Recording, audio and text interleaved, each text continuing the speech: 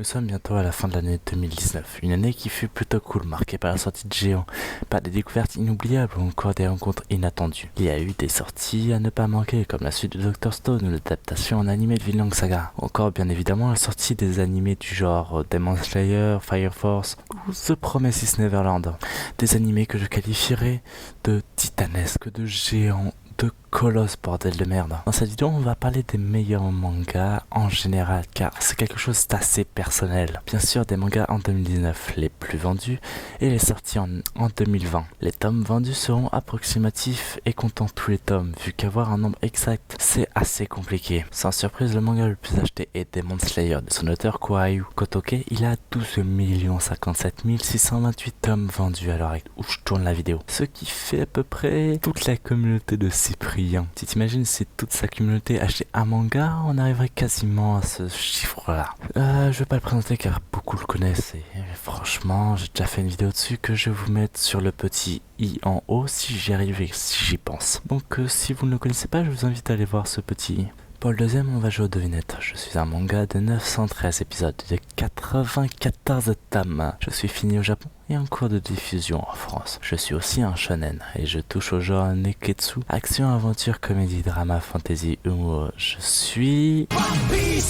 Sans aucun doute, je suis One Piece. 10 134 232 tomes vendus en 2019. Pas mal pour un manga qui a commencé à être publié en 1997, c'est-à-dire il y a approximativement plus de 22 ans. Il n'est plus que moi le bordel. Un nouveau manga, Kingdom, qui parle d'un royaume en Chine. Il touche au genre seinen, action, géopolitique, drama, psychologique, vendu à plus de 7,6 millions de tomes pour un total de 55 volumes. On en avait pas vraiment parlé et entendu avant l'année 2019, donc je peux vous le conseiller. Vous l'avez tous attendu, The Promised Neverland en 4ème position, juste derrière Kingdom, avec 7,4 millions de tomes vendus cette année. Ce qui est ma foi pas vraiment super pour le manga, mais qui est déjà pas négligeable.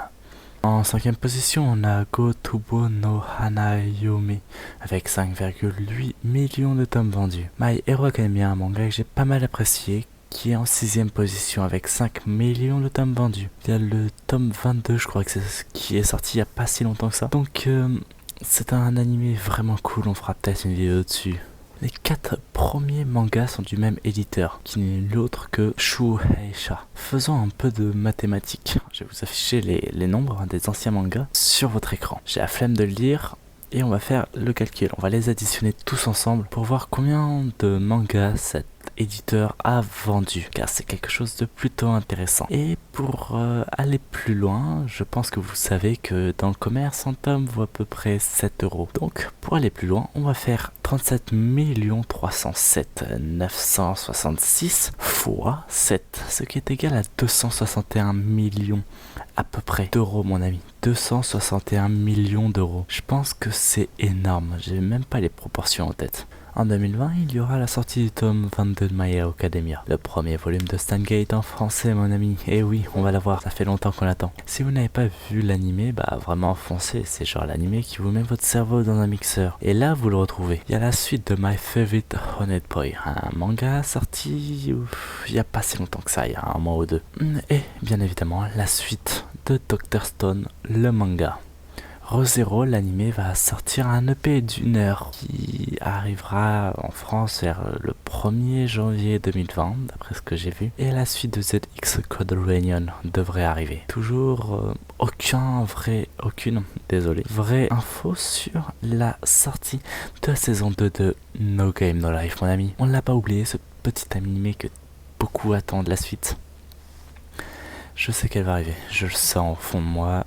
Dans le ventre, dans le cerveau, dans le cœur, je l'espère aussi au plus profond.